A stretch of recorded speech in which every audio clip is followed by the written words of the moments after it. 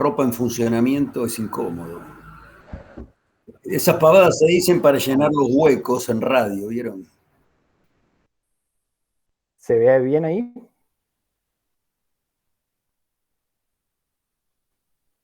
Sí, sí, Se se ve ve bien. perfecto. Tengo un poco de delay, perdón. Bueno, arranco. Nosotros somos el grupo 5 y vamos a hablar de la determinación de hierro y metales preciosos en una mina ferrosa. Antes de arrancar con la presentación, quería aclarar que nosotros nos vamos a poner del lado de un laboratorio que es externo e independiente de esta empresa que hace la extracción de la mena ferrosa. Nosotros vamos a recibir una muestra que, como sabemos que es una mena ferrosa, intuimos que tiene hierro, pero a la vez sospechamos que tiene metales preciosos y vamos a analizar eso. Bien, el análisis del método, nosotros tuvimos en cuenta los siguientes puntos. Primero, el muestreo y tratamiento de la muestra. Luego, las técnicas analíticas a utilizar. Acá vamos a analizar el procedimiento, un poco del fundamento, las ventajas y por qué elegimos las técnicas que elegimos. Luego, la seguridad y los riesgos implicados en el método. Análisis de costos. Análisis del impacto ambiental que tiene el método. Y por último, el personal necesario para llevar a cabo el método. Bien. ¿Se me escucha? Sí. Bien, en primer lugar, vamos a hablar un poco sobre la importancia de nuestro trabajo, la minería que tiene involucrada y el proceso de muestreo presente en el proyecto, para luego pasar a hablar un poco del tratamiento de la muestra antes de cada método. Bueno, las operaciones mineras en todo el mundo tienen como desafío principal incrementar la productividad para poder cumplir con cierta demanda de materias primas, ya sea una empresa o incluso un país, al mismo tiempo que estos yacimientos mineros van decreciendo, ¿no? La disponibilidad de los recursos y se vuelve cada vez más difícil entonces extraerlos. Debido a esto, entonces se debe conocer las proporciones de los recursos que son de interés, en este caso el que nos corresponde a nosotros de hierro o posible oro, que puedan llegar a estar presentes en el suelo a explotar, para así poder determinar si realmente es rentable realizar una inversión en ese depósito mineral o incluso también determinar qué método extractivo hay que utilizar. Para este propósito, entonces, se debe realizar un muestreo en donde se obtienen pequeñas extracciones de vetas dentro de la mena, las cuales deben ser tratadas previamente para poder ser enviadas a los equipos de análisis dentro de un laboratorio especializado, el cual somos nosotros. Dependiendo del método que vamos a aplicar, se va a tratar la muestra de forma distinta. En el caso de la minería de hierro, pasando a la siguiente diapositiva, los principales minerales que encontramos son hematita, magnetita y limonita, los cuales tienen la siguiente composición química en forma de óxidos. Y a la derecha de la pantalla se va a observar una imagen de un yacimiento en Yoda, India, que es uno de los principales países productores de hierro. Y a continuación se encuentran imágenes satelitales de un yacimiento de hierro acá en Argentina, en Mendoza, se llama el yacimiento de hierro indio. Bueno, como se puede observar, las coloraciones del suelo son de tipo rojizos o negras o amarronadas, indicando una presencia principal de limonita, magnetita o hematita, dependiendo de la coloración. Esto lo mostramos justamente para indicar que un mismo yacimiento puede tener distintos tipos de minerales y hay que saber qué cantidad de ellos hay para saber cuál es la cantidad total de hierro a extraer. En la siguiente diapositiva, entonces, hacemos un análisis de qué son los tratamientos que tenemos que hacer a las muestras para poder ser enviadas a los equipos. En primer lugar, la determinación de rayos X es una técnica que no depende, depende exclusivamente de la superficie, entonces no hace falta pasar la disolución, simplemente una muestra sólida se la debe moler con un grano bastante fino y luego es compactada en forma de un pellet para luego llevarla al equipo de fluorescencia de rayos X, que será explicado posteriormente por mi compañero. Por otro lado, en el caso de la determinación por ICP y volumetría redox, estos son métodos que sí requieren de solución, por lo tanto, como como se requiere una disolución, simplemente moliendo la muestra un poco para facilitar esa disolución y secándola para evitar errores de pesada. Luego se hace una disolución con ácido nítrico y ácido clorhídrico, llamado una disolución de agua regia. Y bueno, justamente se utiliza este agua regia para garantizar que tanto el hierro como los metales preciosos pasen a la disolución y bueno, van a ser analizadas posteriormente.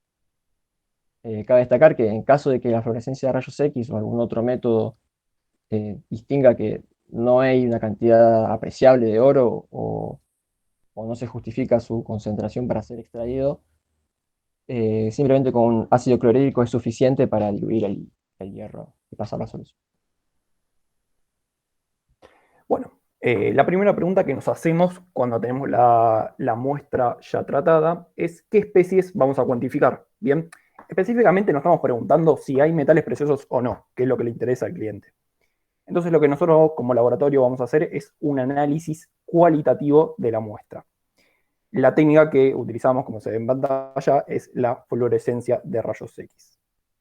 La fluorescencia de rayos X es una técnica instrumental semi-cuantitativa que permite elaborar un análisis rápido, ofrecer una información sobre la composición de la muestra. ¿Qué significa que sea semi-cuantitativa? Que si bien nosotros lo vamos a usar como análisis cualitativo, por tratamiento de los resultados se puede llegar a obtener datos cuantitativos. Y acá quiero hacer un parate, ya que el grupo anterior habló un poco de fluorescencia de rayos X, y ellos la trataron como una técnica cuantitativa, que es verdad, se puede usar como una técnica cuantitativa, pero para ello necesitamos patrones, y los patrones necesitamos imitar la matriz de la muestra. Bien, y es muy importante porque la matriz de la muestra en la técnica de fluorescencia de rayos X influye mucho en los resultados.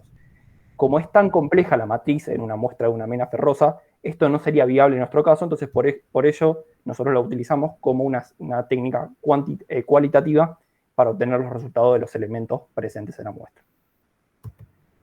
Las ventajas del método incluyen la elevada velocidad de análisis, que en 1 hora para el tratamiento de la muestra y 1 hora para el análisis obtenemos resultados concluyentes. La técnica es no destructiva, esto también es muy importante porque se puede utilizar la muestra para posteriores análisis y además si tenemos metales preciosos que tienen elevado costo, no lo estamos perdiendo.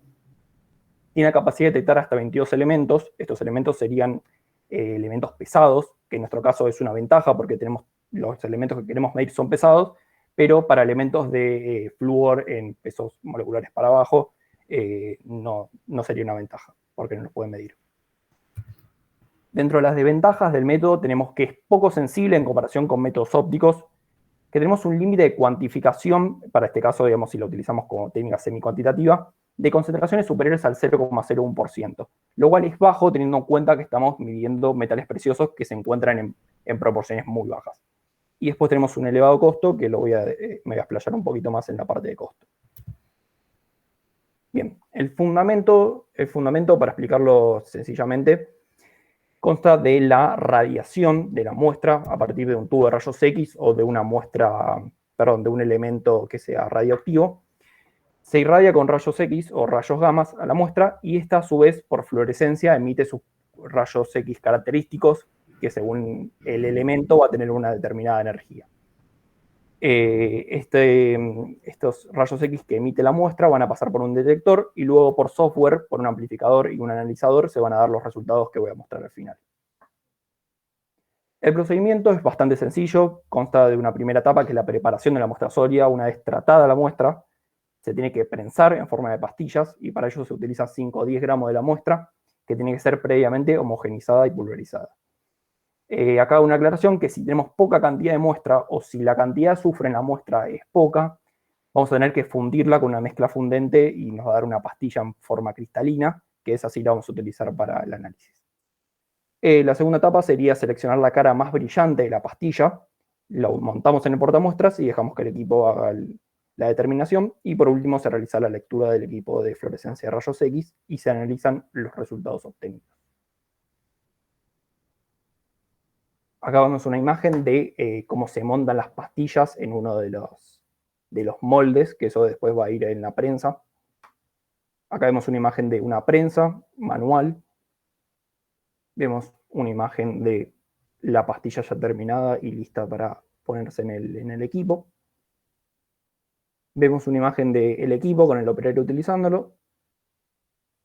Una imagen más detallada del equipo con el portamuestras ya abierto. Y bueno, acá hago una aclaración. Esta técnica también se puede utilizar de forma manual. Bien, esto lleva a una controversia porque la precisión de este análisis manual es muy baja y por lo general no se suele utilizar. Lo que se utiliza es la forma de mesada, digamos, de laboratorio, que es la que nosotros estamos exponiendo en este momento, pero para mencionarlo y también para aclarar que es tan simple el método que también se puede utilizar de forma manual, existe esta alternativa. Bueno, ahora sí, entrando en la parte de análisis de costos, nosotros lo dividimos en equipos, reactivos, insumos y los costos de calibración y mantenimiento. En equipos vemos que el espectrómetro de fluorescencia de rayos X es claramente el equipo más caro y es de los equipos más caros de todo el proyecto. Después tenemos la prensa para la elaboración de las pastillas, un desecador que se utiliza para guardar las pastillas una vez prensadas, el horno de fundición.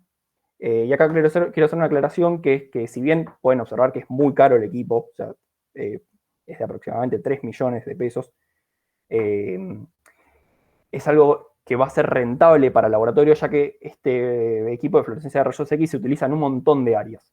Para que se den una idea, se utilizó para muestras de Marte, para analizar la composición cualitativa de muestra de Marte, de pinturas, por ejemplo, porque es no destructiva, y como dijo el grupo anterior, para panificados, la determinación de bromo. Luego tenemos en la parte de reactivos etanol, que se utiliza para la limpieza, desinfección de los instrumentos a utilizar. Después tenemos la mezcla fundente, que se utiliza cuando tenemos poca cantidad de muestra o poca cantidad de azufre en la muestra, que cuenta de una mezcla eutéctica de tetraborato y metaborato de litio. Luego, la parte de los insumos serían los anillos de PVC, que se utilizan para moldear la pastilla. Tenemos espátulas y pinzas. Y por último, el precio de la calibración y mantenimiento del equipo.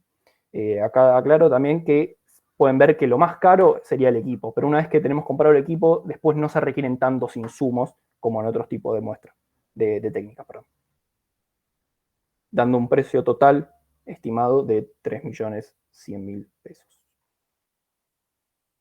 Bueno, cuando entramos en normativas vigentes que regulan la técnica de fluorescencia de rayos X, tenemos dos normas importantes que pertenecen a las normas ISO. La primera norma es la 18336 de 2016, que especifica los procedimientos de control de calidad recomendados por los laboratorios de fluorescencia de rayos X que operan dentro de la industria del mineral de hierro.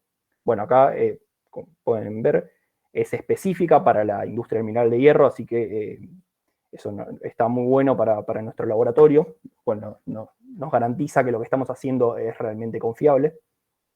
Después la segunda norma, que pertenece a la serie 9000, es la norma ISO 9516 de 2003, que describe el correcto procedimiento para la identificación de varios elementos por espectroscopía de rayos X en la industria del mineral de hierro. ¿Qué nos da que existan estas normas? Nos está dando la capacidad de ser validada y certificada, lo cual es muy importante, ya que si queremos demostrar que nuestro laboratorio es capaz de dar resultados confiables, concluyentes, sería recomendable que sea certificada por las normas ISO. Y también nos da la posibilidad de hacer comparaciones interlaboratorios si todos siguen las mismas normas que nosotros expusimos. Por último, voy a hablar de la presentación de los resultados, cómo es que el equipo brinda resultados.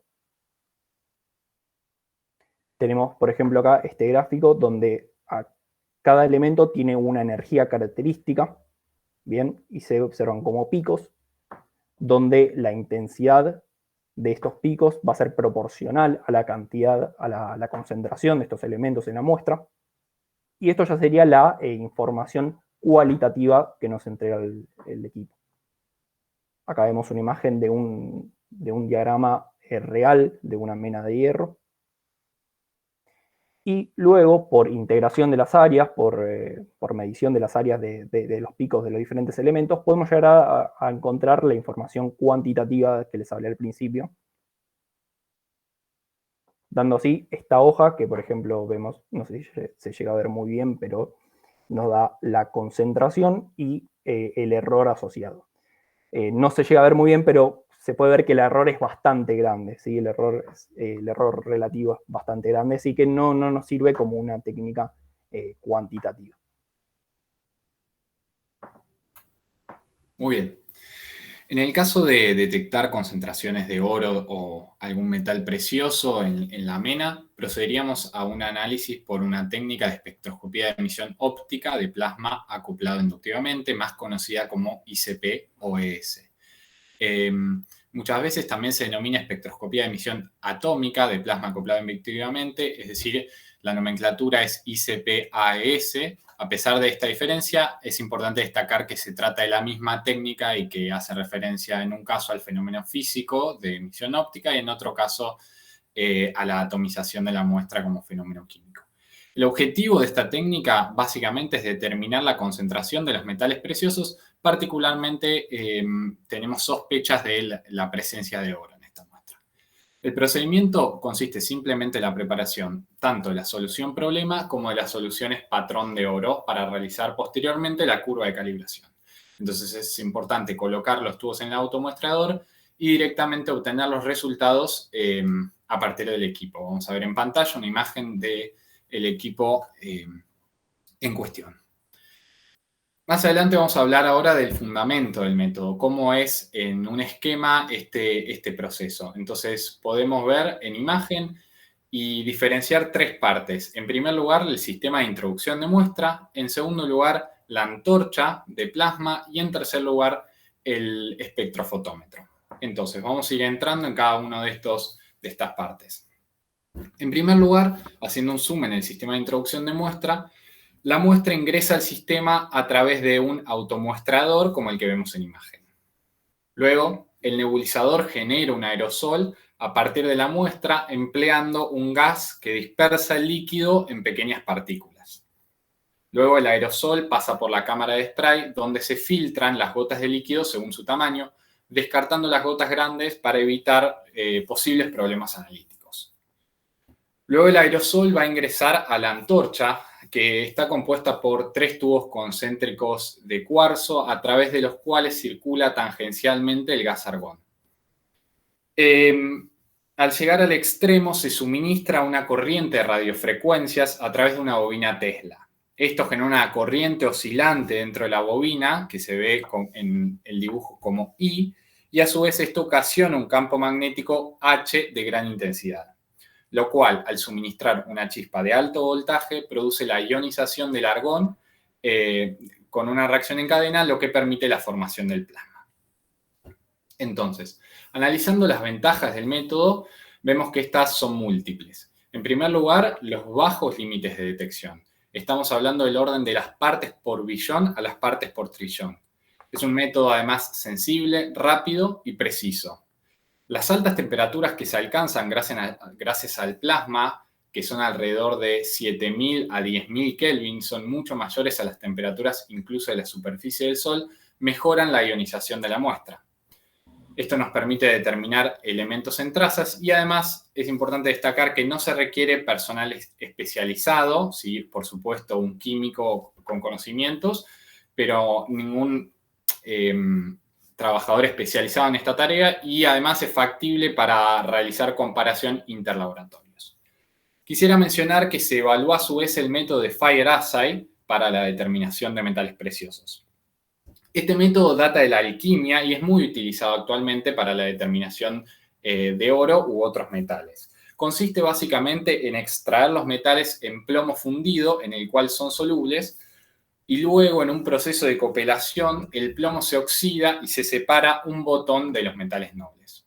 Sin embargo, se descartó este método por 3 cuestiones principales. Principalmente porque se requiere de personal altamente capacitado, dado que involucra un alto riesgo. En segundo lugar, por la disponibilidad del equipo necesario con el que no contamos en el laboratorio. Y tercero, porque es un método utilizado generalmente para altas concentraciones de metales preciosos, por ejemplo, para determinar la pureza de un lingote, y no como es el caso de nuestro problema en donde contamos con trazas. Por último, haciendo un análisis de los costos, podemos ver que el equipo está entre los $8.000 y $10.000. Es importante destacar el elevado costo del patrón de oro, que ronda los $750. Y como insumos tendríamos únicamente los tubos para introducir la muestra, que se compran por 2 unidades. Y además ahí vemos un catálogo de otros insumos que se pueden requerir frente a necesidad de reposición. Además, la calibración del equipo se realiza cada nuevo análisis y tiene un costo aproximado de $25.000. Luego, descartando o desestimando el costo del equipo y únicamente realizando el costo del análisis, obtenemos, haciendo números gruesos, un costo total de $93.000. Sin más, le dejo la palabra a Federico, que va a seguir con la determinación de hierro. ¿Qué tal? Bueno, para la determinación de hierro decidimos que no íbamos a usar el ICP por el tema de que funciona muy bien, como explicó Francisco, con concentraciones de lo que va en ppm o concentraciones muy diluidas, pero en concentraciones altas ya no es tan preciso, y tratándose de una mena de hierro, claramente vamos a tener concentraciones altas que van de 50%, 60% en masa. Entonces, lo que sugerimos nosotros, nuestra opción es usar un método clásico, una volumetría redox. En este caso es una valoración con dicromato de potasio con una previa reducción con sulfuro de hidrógeno. Este método está certificado por las normas ASTM, lo que nos permite hacer análisis con interlaboratorios y certificar que el método que estamos usando realmente da buenos resultados. Y bueno, en cuanto al rango de concentraciones que nos permite trabajar bien este método, es de 35 a 75% en masa. O sea que es ideal para la muestra que estamos analizando. Otras características del método que también podrían ser ventajas es que no requiere un personal especializado en el método, es un método relativamente barato y los tiempos de análisis no son muy prolongados. En el tiempo de aproximadamente 2 horas uno podría tener la titulación hecha y con los resultados. Bueno, ya explicó Nicolás que requiere un tratamiento previo a la muestra, eso sí, una disolución y una pulverización. Y ahora pasaríamos a la próxima diapositiva, que es el procedimiento.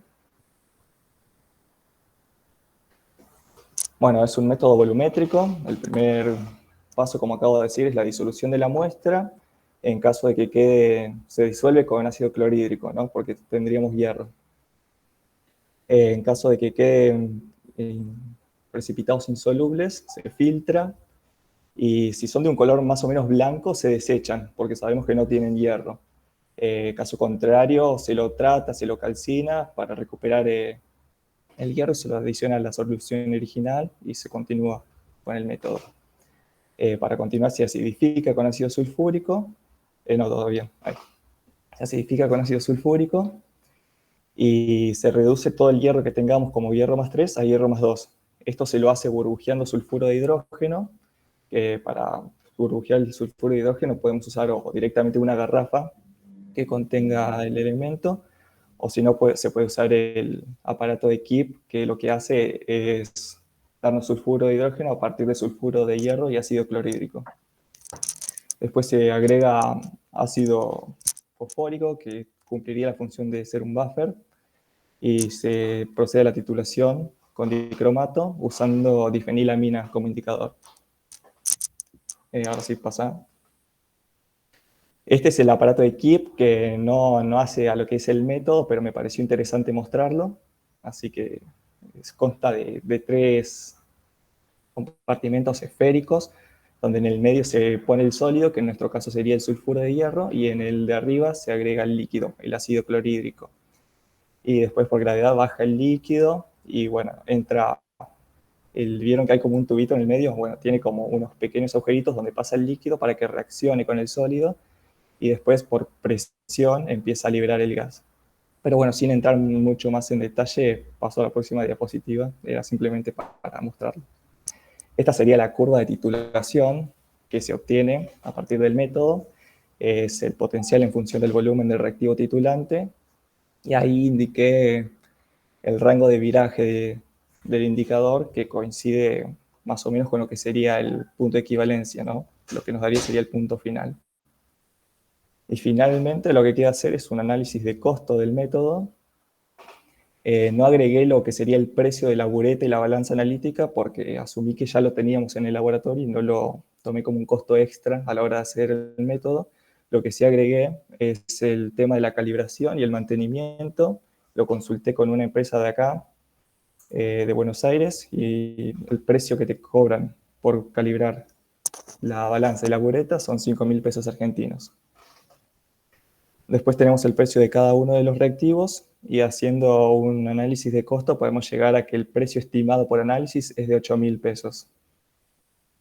También hay que pagar lo que sería la norma STM, que si bien no lo agregué acá, pero bueno, para tener una idea de cuánto sale, es de $52 la que certifica este método.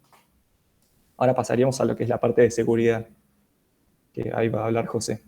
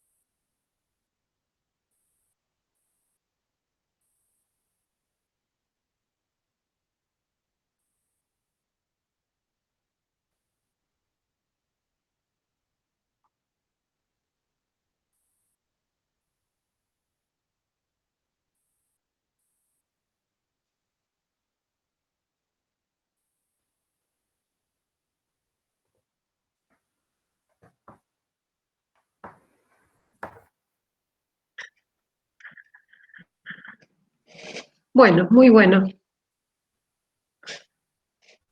Bien. Algunas observaciones. Cuidado cuando dicen, en vez de disolver, diluir, ¿no? El hierro se disuelve, no se diluye. Lo que se diluye es una solución concentrada a una solución más diluida. Pero cuando uno tiene un sólido, lo que hace el sólido es disolverse en el solvente. Una cuestión que es sutil, pero que vale la pena distinguir, es entre técnica y método. ICP es un método analítico. Y el análisis de metales preciosos por ICP es una técnica, ¿correcto? El método tiene una teoría particular que hace que sea un método diferente a otros. ¿Sí? Por eso uno estudia métodos instrumentales de análisis, métodos ópticos, métodos electroquímicos. Bien. No pusieron el precio del argón en el ICP. Es carísimo el argón. Y se usa mucho en el ICP. Se usa mucho, especialmente en un laboratorio de rutina, ¿no? O sea que en un laboratorio de consumo medio debe utilizar un cilindro de argón por semana. Y un cilindro de argón por semana, bueno, Natalia viene con precios más actualizados de pandemia, pero el precio... No averigüé del argón, ¿eh? El precio estándar estaba en $600 el cilindro. O sea que hay que tener muchas muestras para amortizar eso. Igual el precio les dio muy caro. Hoy en día por 150.000 pesos analizan todos los metales preciosos por ICP.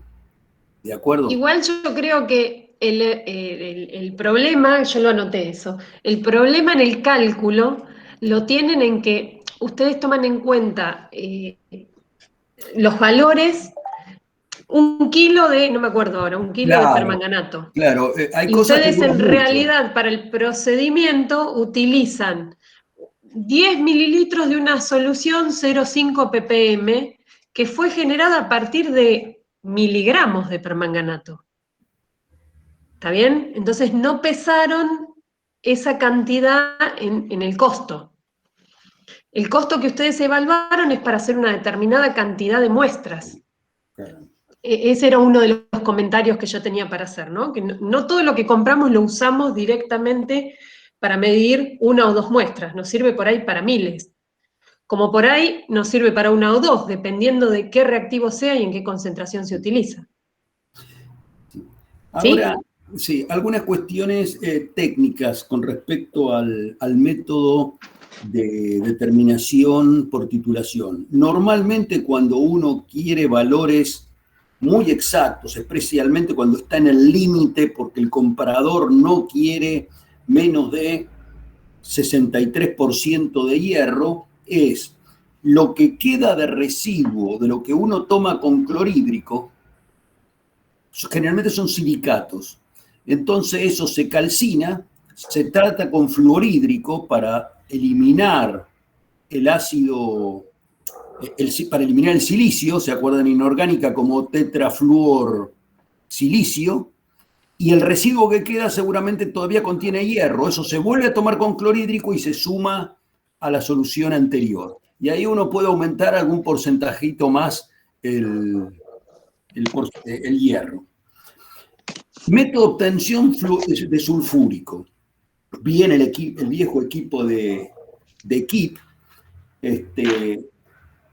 Se puede utilizar tiourea, que es la urea que en vez de oxígeno tiene azufre y se hidroliza y libera sulfídrico. ¿Se acuerdan cuando vimos precipitación homogénea en gravimetría? Bueno, hirviendo tiourea se obtiene sulfídrico. Y un viejo método también alquímico y que se puede utilizar es obtener sulfídrico con parafina y azufre. Si uno mezcla parafina y azufre y calienta, mientras calienta sale sulfídrico. Y cuando deja de calentar, deja de salir sulfídrico, con lo cual uno evita grandes cantidades de sulfídrico en el ambiente. En una lista de presuntos oxidantes pusieron unos cuantos que no son oxidantes, ¿no? Estaba el ácido clorhídrico por ahí, etc. Ahora sí, claro. Bueno. No, está bien. Y por último, separar el cromo 3, bien. Pero separarlo con resina de intercambio iónico es caro porque eso va a terminar en deposición final. Por lo tanto, lo que se hace es precipitarlo como hidróxido y en lo posible se le saca todo el agua que se pueda para no pagar demasiado caro el residuo y se lo deposita como un residuo peligroso. Y por último, para los que dijeron que afecta a la fauna marina, bibliografía, miren la película Erin Brockovich, que ahora está en Netflix, peliculón con Julia Roberts, que justamente trata un caso real de contaminación de una empresa con dicromato que lo utilizaban como antioxidante para tanques que enterraban y que murió una población o enfermó una población muy grande y ellos ganan un juicio millonario en nombre de todos los afectados. Mírenla esa película. Igual tengo un comentario sobre el cromo, ¿eh? Sí. Dale, Natalia. Primero que va con minúscula, como dijo Héctor en otras Sí. presentaciones. O sea, vale lo que fuimos diciendo, no estamos repitiendo Sí, claro. muchas veces, sean autocríticos, ¿no? Y segundo, que el cromo 3 como tal es esencial, lo necesitamos para ciertos procesos metabólicos, como es el de la formación de glucosa, o bueno, no importa. Para ciertos procesos metabólicos el cromo 3 es esencial. Por lo tanto, no está regulado el cromo 3. El problema es que cuando pasa a cromo 6, el cromo 6 está declarado como cancerígeno por la IARC, que es la Agencia de Investigación para el Cáncer Internacional.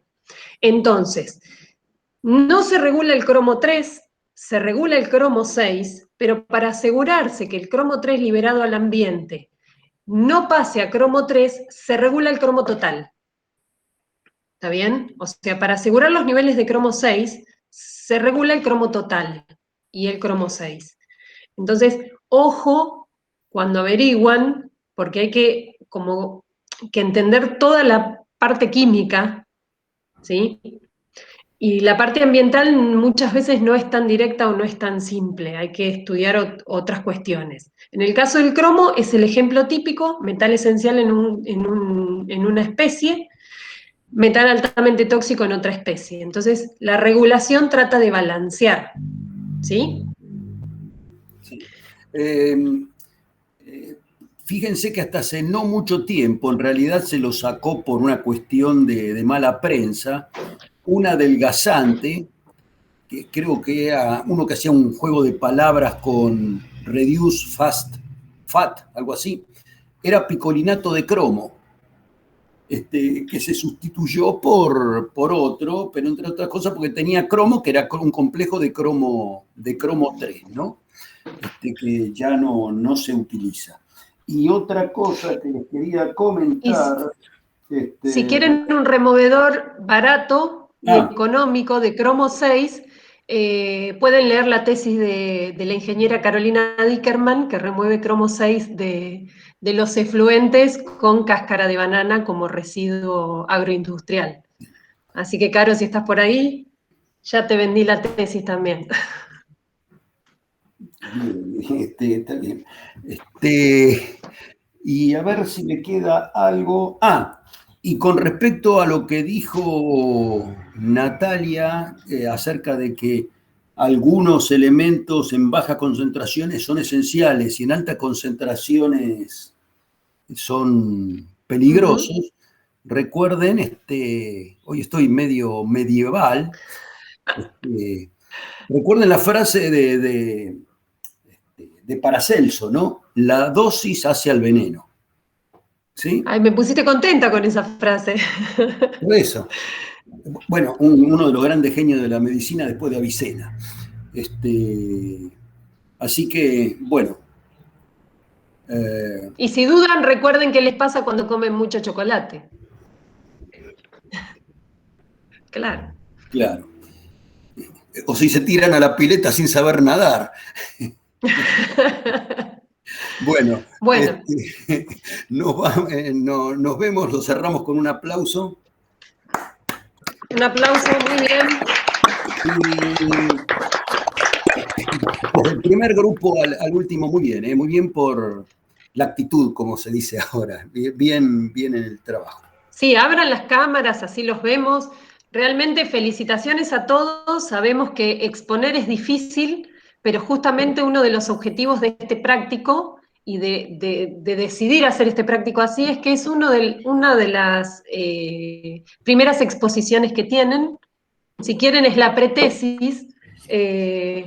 Y bueno, ya sabiendo que está bien lo que van a hacer, que tuvieron un tutor que revisó la presentación, más allá de que nosotros los hayamos castigado hoy o no, tómenlo como quieran, la idea es que crezcan, que sean mejores profesionales después de este trabajo práctico, por eso lo ponemos de esta manera y con este tipo de presentación. Sabemos que les cuesta, pero bueno, la idea es que tengan un primer enfrentamiento a lo que es una exposición pública y una defensa como profesionales. ¿Está bien? Estamos, como dijo Héctor, entre amigos, en confianza, y nos parece que es la mejor manera de empezar.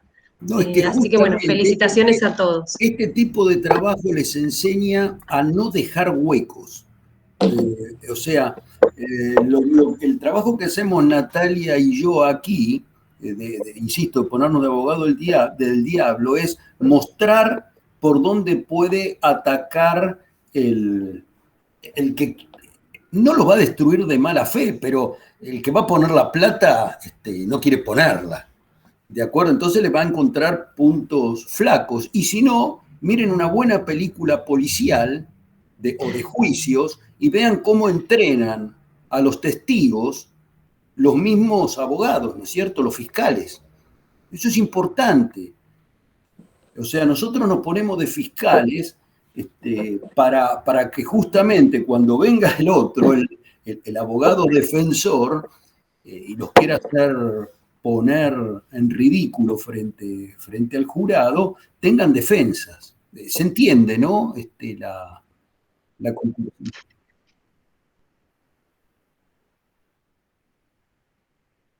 Bueno, me alegra. Bueno, Nos alegra. y no se olviden que nosotros con Héctor, Martín, Carolina, Gigi, Ignacio, Josefina, y no me quiero olvidar de nadie, creo que no me olvido de nadie, Alejandro, somos parte de la Facultad de Ingeniería y tenemos un cartel gigante que dice somos la UBA formando ingenieros y estamos apostando a mejores profesionales que son ustedes, ¿sí? Así que vamos por eso. Aunque suene grande, van a ser ingenieros de la UBA y, bueno, queremos los mejores. ¿Sí? Bueno, hasta la semana que viene. Hasta el lunes que viene. Nos vemos con los 4 grupos que quedan. Hasta Suerte. Chao. Nos vemos. Gracias. Te esperamos a todos, ¿no? Por supuesto. Hasta el lunes. No tomo lista, pero tengo el meet attendance, acuérdense. Chau, chau, hasta la